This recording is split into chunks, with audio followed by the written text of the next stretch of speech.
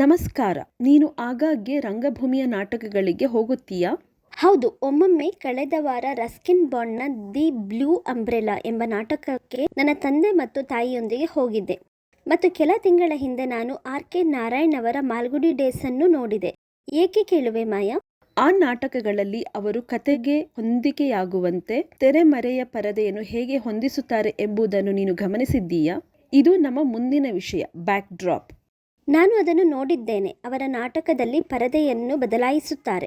ಹೌದು, ಅದೇ ಶೈಲಿಯಲ್ಲಿ ನಾನು ವೇದಿಕೆಯ ಪ್ರದೇಶದಲ್ಲಿ ಸ್ಪ್ರೈಟ್ ಹಿನ್ನೆಲೆಯನ್ನು ಬದಲಾಯಿಸಬಹುದು. ಬಹಳ ಚೆನ್ನಾಗಿದೆ. ನಾನು ಯಾವುದೇ ರೀತಿಯ ಬ್ಯಾಕ್ ಡ್ರಾಪ್ ತರಬಹುದು ಅಲ್ಲವೇ? ಹೌದು, ಅದರ ಬಗ್ಗೆ ಇನ್ನಷ್ಟು ಹೇಳುತ್ತೇನೆ. ಬ್ಯಾಕ್ ಡ್ರಾಪ್ಗಳು ವರ್ಣರಂಜಿತ ಹಿನ್ನೆಲೆಗಳಂತಿದ್ದು, ಅದು ನಿನ್ನ ಯೋಚನೆಯನ್ನು ಅದ್ಭುತವಾಗಿ ಕಾಣುವಂತೆ ಮಾಡುತ್ತದೆ. ನಿನ್ನ ಕಥೆಗಳು ಮತ್ತು ಆಟಗಳಿಗಾಗಿ ವಿಭಿನ್ನ ದೃಶ್ಯಗಳನ್ನು ರಚಿಸುತ್ತದೆ. ಮಾಯಾ, ನನ್ನ ಸ್ಕ್ರಾಚ್ ಪ್ರಾಜೆಕ್ಟ್ಗೆ ನಾನು ಬ್ಯಾಕ್ ಡ್ರಾಪ್ ಅನ್ನು ಹೇಗೆ ಸೇರಿಸಬಹುದು? ಒಳ್ಳೆಯ ಪ್ರಶ್ನೆ. ಬ್ಯಾಕ್ ಡ್ರಾಪ್ ಅನ್ನು ಸೇರಿಸಲು ವೇದಿಕೆಯ ಮೇಲಿನ ಬಲಭಾಗದಲ್ಲಿ ನೋಡು. ನೀನು ಬ್ಯಾಕ್ ಡ್ರಾಪ್ ಲೈಬ್ರರಿಯನ್ನು ಕಾಣುತ್ತೀಯ. ಬ್ಯಾಕ್ ಡ್ರಾಪ್ ಐಕಾನ್ ಮೇಲೆ ಕ್ಲಿಕ್ ಮಾಡು ಮತ್ತು ನೀನು ಬ್ಯಾಕ್ ಡ್ರಾಪ್ಗಳ ಪಟ್ಟಿಯಿಂದ ಆಯ್ಕೆ ಮಾಡಬಹುದು.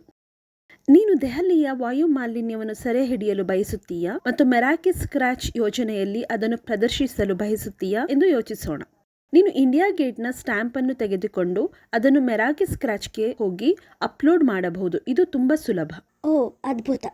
ಆದರೆ ನಾನು ನನ್ನ ಸ್ವಂತ ಚಿತ್ರ ಅಥವಾ ಡ್ರಾಯಿಂಗ್ ಅನ್ನು ಬ್ಯಾಕ್ ಡ್ರಾಪ್ಗೆ ಹೇಗೆ ಮಾಡಬೇಕು? ನೀನು ಬಳಸಲು ಬಯಸುವ ಚಿತ್ರವನ್ನು ನೀನು ಹೊಂದಿದೆಯಾ? ಬ್ಯಾಕ್ ಡ್ರಾಪ್ ಲೈಬ್ರರಿಯಲ್ಲಿ ಅಪ್ಲೋಡ್ ಬ್ಯಾಕ್ ಡ್ರಾಪ್ ಬಟನ್ ಅನ್ನು ಕ್ಲಿಕ್ ಮಾಡು.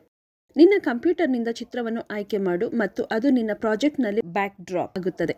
ನಾನು ನನ್ನ ಸ್ವಂತ ಬ್ಯಾಕ್ ಡ್ರಾಪ್ ಅನ್ನು ರಚಿಸಬಹುದೇ? ಹೌದು, ಖಚಿತವಾಗಿ. ನೀನು ಸೃಜನಶೀಲರಾಗಿ ನಿನ್ನ ಸ್ವಂತ ಹಿನ್ನೆಲೆಯನ್ನು ವಿನ್ಯಾಸಗೊಳಿಸಬಹುದು. ಪೂರ್ವ ವೀಕ್ಷಣೆ ಪ್ರದೇಶದಲ್ಲಿ ಹೊಸ ಬ್ಯಾಕ್ ಡ್ರಾಪ್ ಪೇಂಟ್ ಬಟನ್ ಅನ್ನು ಕ್ಲಿಕ್ ಮಾಡು. ನಿನ್ನ ಹಿನ್ನೆಲೆಯನ್ನು ರಚಿಸಲು ನೀನು ಡ್ರಾಯಿಂಗ್ ಪರಿಕರಗಳನ್ನು ಹೊಂದುತ್ತೀಯ.